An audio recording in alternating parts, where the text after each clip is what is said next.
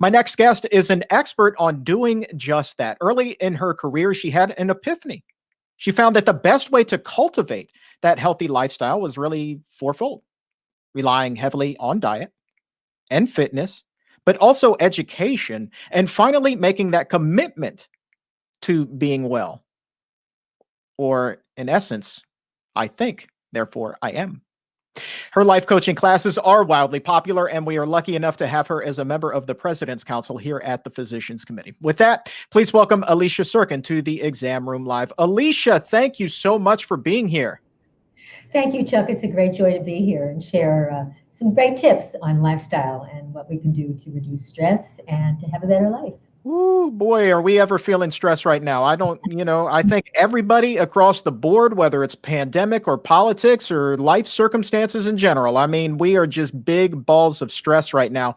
So let's talk about those ways that we can alleviate some of that stress, live that best life, do it through lifestyle here. And you've sent over a number of tips. We're going to get to as many as we possibly can here. Dr. Barnard was just talking about exercising more and moving and getting your body in motion there. Really, as in your opinion, as a lifestyle coach, how critical of a step is that? Well, I think it's extremely important, not only because of what Dr. Barnard said about helping support the balance of hormones that have to do with mood, but also because when you're exercising, you're tuning into your body and you're recognizing your breath. You might be thinking about how can I improve my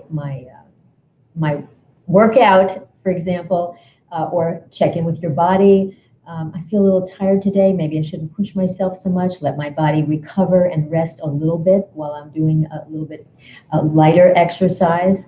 I like to exercise in nature. One of the things we can do for stress reduction is to go outside in nature and do that as often as we can. And if it's not possible, then we work out with the intention of being connected to our own self and our body. Let's talk about all of these messages that we get from so many places. I mean, we are just bombarded with messaging all day long right now. It's on TV, it's in our phone, it's just every single place that you could possibly turn. So when you hear something throughout the day that kind of throws you into a whack, it throws you off balance, what's the best way to deal with that? That's a great question, because we are bombarded with all kinds of stimuli, and some of it is we perceive it to be negative. And those are the kinds of inputs that we receive and that are stress producing, because we don't like what we're hearing and we get aggravated, we get angry, we get upset, we might feel like it's an injustice what someone said on the news or whatever. And it's so important to turn it off, tune it out, be able to have some quiet time, go inside your mind with your eyes closed, do some relaxed, slow breathing. The slower breathing actually calms down the nervous system. And, we have the parasympathetic and the sympathetic nervous system. The sympathetic nervous system is the nervous system that relates to that fight or flight. You've heard about that fight or flight reflex, where we're like, our heart may speed up, our breathing might become more shallow. We're ready to go, fight the tiger or whatever, like they did in the Middle Ages or whatever. And we don't want that, because that is unhealthy for us. And so it's so important to do some kind of quiet, slow, measured breathing. One of the doctors, Dr. Weil, for example, he has in 4, hold for 7, and out for 8, out for 8 breaths. And that does help to balance the vagus nerve and the central nervous system, in the sense that it allows our body to recover and renew. And so that's something to work into a daily program or a daily practice. All right. How often in life do you wake up in the morning and you think things are going to go one way, and then boom, in an instant, they just change on a dime? The circumstances do a complete 180. Talk to us about the importance of just kind of being resilient and the ability to adapt on the fly, and how that can improve our overall mindset. Yes, yes. So a couple things. One is it's really important when we're slapped in the head with something we didn't expect. It's something that's really important is to have a couple of self-talk activities that you can pull up. For instance, one of the things that I always say is, it is as it is, and accept it. Accept that whatever it is, you can handle it. Because there's no, what we get into more stress is saying, oh, I can't believe this happened. I don't know how I'm going to do this. That means I have to change my whole day. And, we can get into that like upset, um, freaked out kind of situation. And there's fear that comes up and all of that. So one of the things we can do is just relax into it and say, okay, I can do this. It is as it is. I can't change my circumstance, but I can change how I react to this situation. Mm. So we can actually, our thoughts are simply energy. And we can shift that negative energy or that negative self-talk with our conscious mind when we have a practice of doing so. It's really doable. I've been doing it for quite a few years now when I discovered that this is all I needed to do to calm myself down and to be able to deal with the unknown or the unexpected. Now, we have a lot going on in the world, and there are unexpected things that are thrown at us all the time now. Whether it's family problems, whether it's global issues, whatever it is. And we must learn to be able to be adaptable. And some of the things have to do with our mind. Mahatma Gandhi said, man is but the product of his thoughts. What he thinks, he becomes. So it's all about our mind and our mindset. If we decide that we are going to shift our mindset to the better, when we recognize that we're in anger or fear or sadness or low feelings of low self-worth, whatever it is, we have the ability to take a moment, look at it, identify it, and then shift it. Let's dive a little bit deeper on that. I mean, you hit on a couple of buzzwords there. One, fear. And I think for a lot of us, when it comes to having this negative self-talk, we fear that we are not living up to our potential. And that can be a hard thought to shake, a very difficult thought to shake. So, I mean, we talked about deep breathing and just relaxing and kind of, I guess, being present in the moment. But, what are some other ways that we can kind of turn that messaging around so that we're not our own worst critic? We're not beating ourselves up all day, every day. Well, one of the things that we can do is remind ourselves that every day is a new day.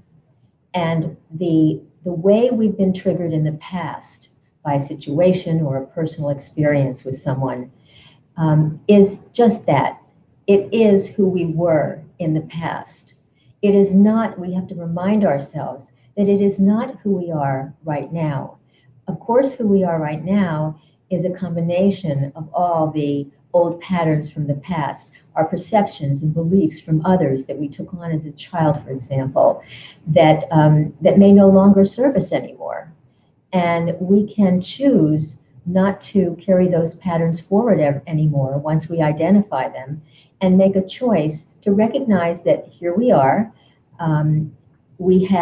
We can look at I like to have clients write down on a piece of paper all the things they love about themselves and all the things they've accomplished to remind, because the ego mind, in my opinion, seems to want to always remind ourselves of what's not working or what's not good about ourselves, right? And so if we can make a practice of encouraging these reminders of who we really are, what we've accomplished, what we've been able to do well, what we love and like about ourselves, then we're so much better off for that. Then we can replace some of those negative thoughts about and old patterns with these more positive thoughts and reminders that we are. And of course, getting professional mental health help, care, is also important for those times when it's just beyond our ability to fine tune and restore and recover ourselves mentally and emotionally. I'll tell you, life really is kind of like an airport in a way, in that we're all lugging around baggage, right? So it's really refreshing to hear that you can leave that baggage behind. Final question for you here. I want to go back to what it was that you said. It is as it is, and just kind of accepting things and moving forward. Clearly, right now we're in an environment where a lot of people are going to have to wind up feeling that way. So, what are some other techniques that people can employ themselves to kind of practice acceptance and really just move forward? Well, I think we tend to forget about gratitude and the practice of gratitude.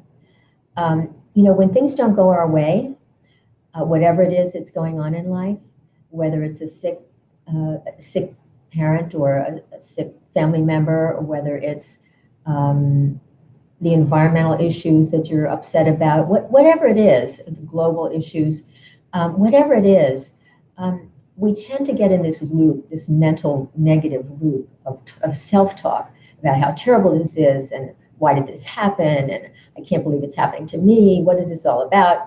I can't stand this anymore. And I think what serves us really well in those moments is to do some quiet, just stop everything and take care of yourself and nurture yourself into a healthier way of thinking and behaving in situations that are just awful.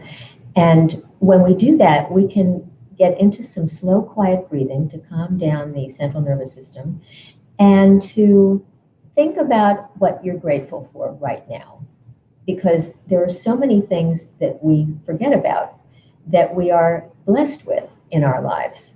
And, if we are going to recognize that this life in this body, in this form, is a gift.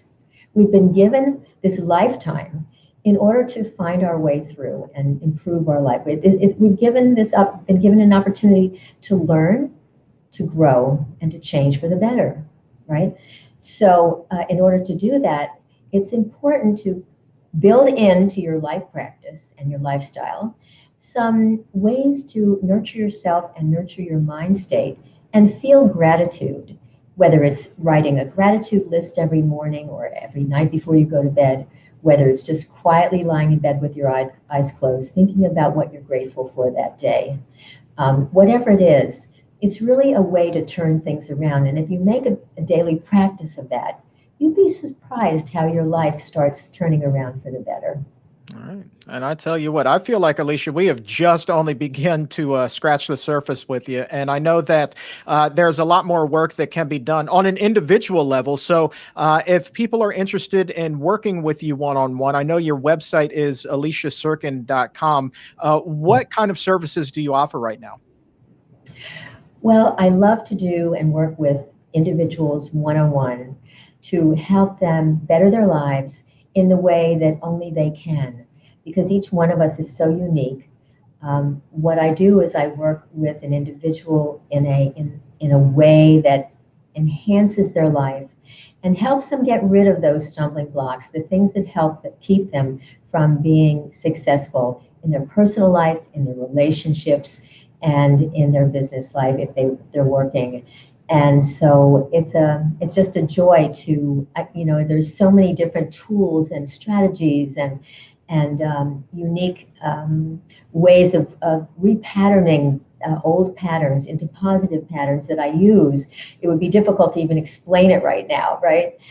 Because it would depend on the individual. But I do offer a free discovery conversation, a half an hour free with time with me to go over what your needs are and what you're looking to change for the better. And then it gives me an opportunity to explain how we might move together in a very positive way. There you go. Head over to aliciasirkin.com, sign up for the newsletter, see the blog, all kinds of great things there. And Alicia, thank you so very much. I mean, you are just a breath of fresh air today. Thank you, Chuck. Great to be here.